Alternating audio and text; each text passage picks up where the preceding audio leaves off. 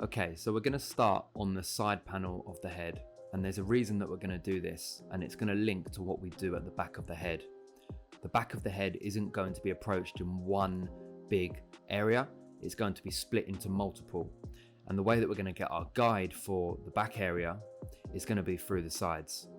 So it's important that I implement my length and shape through the sides, as this is going to be very much a focal point of the haircut when you're looking at the client from the front.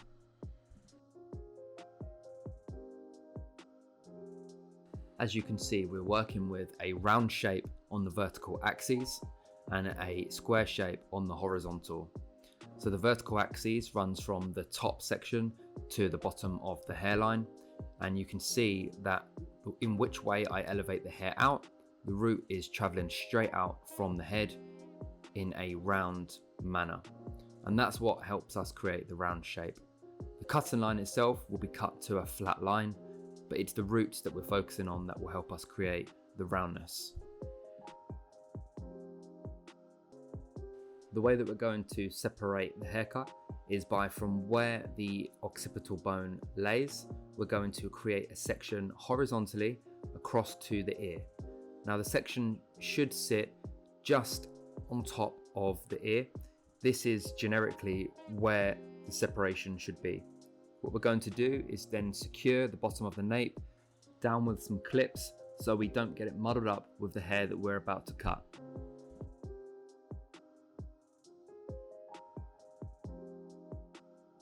So let's start working through zone number 1, which is going to be the zone on the left hand side of the head at the back above the occipital area.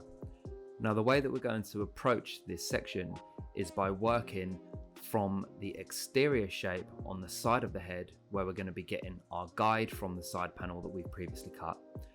This is going to help us achieve the length and get a visual balance from the side to the back. Now the reason why I'm working horizontally is because it's really important for me to control the shape from the ear to the center of the head at this point. I know that I can control the vertical shape just by using some over direction.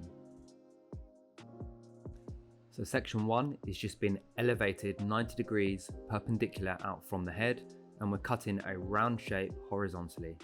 Panels and also the panel above the occipital bone at the back, these areas now are complete. We can check the shape that we've got, we can understand the shape that we've created. If we study in depth, we can see the length of the crown is much shorter than the length around the nape area, which is exactly what we wanted. I'm actually going to leave the nape area until the end of the haircut because it's going to be way more visual with what I do at the back there. So the next zone that we're going to focus on is the top of the head. Now we have that vertical profile guide through the center of the head, we can use that to act as a guide for the length and cut horizontally. The reason why I want to cut horizontally on this haircut is because I want to have more control over the shape from the center of the head down into the curvature, as this is going to act as a pivotal point from the haircut when the hair is dried. When working in this way on much straighter hair, you would be able to see more heavy weight lines when cutting in this way. But whilst working with curly hair, it's much more quicker and efficient to work in this way, and still gives you a nice soft result because of the way that the hair reacts when it dries and the amount of texture and movement in the hair. We're now going to dry the hair, so we're going to apply some sea salt spray, which will allow the hair to dry in a very natural state and just give it that little bit of dirt and grit. We're then going to place some dry matte paste into the hands and distribute it evenly throughout the hair, which is going to also add a little bit of moisture. With the sea salt spray, it can sometimes dry hair out. Curly hair can get dry very easily and become frizzy. So the texture comes with the sea salt spray and the moisture comes from the matte paste. Please don't overload the hair with too much product. I've used a very little amount and distributed it.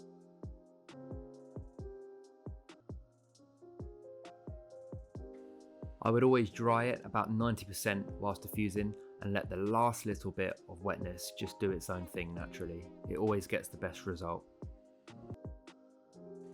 We can really see how fluid and how round and how soft the whole shape is. It's all based on a round shape, but it's got 1 or 2 corners of weight in there, which will help keep it a little bit more masculine. We're now going to use the brush through the sides to introduce a little bit more control and comb the hair backwards. We don't want to apply any more product, as this will just keep the hair too heavy and too weighty. We want to keep it soft.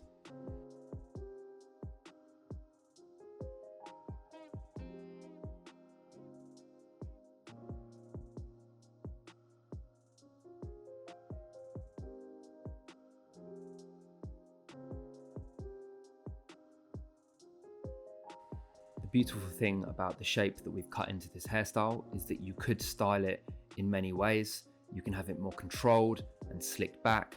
You can have it more curly and coming forward, or you could really shorten up the area around the back and have it a bit smarter. And again, you could go more creative and leave some areas much longer. If we look at it from the side profile, we can see the softness over the ear. It's not too controlled, but you can see the direction of the hair is sitting nice and flat.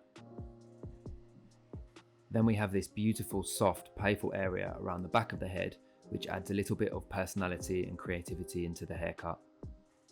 You can see whichever way I move the hair around and brush the hair, it generally has lots of fluidity. We have that nice vertical square shape on top and round horizontally on the sides. So I hope you've enjoyed this tutorial, guys, and it's given you a bit more confidence to work with curly hair. Thanks for watching.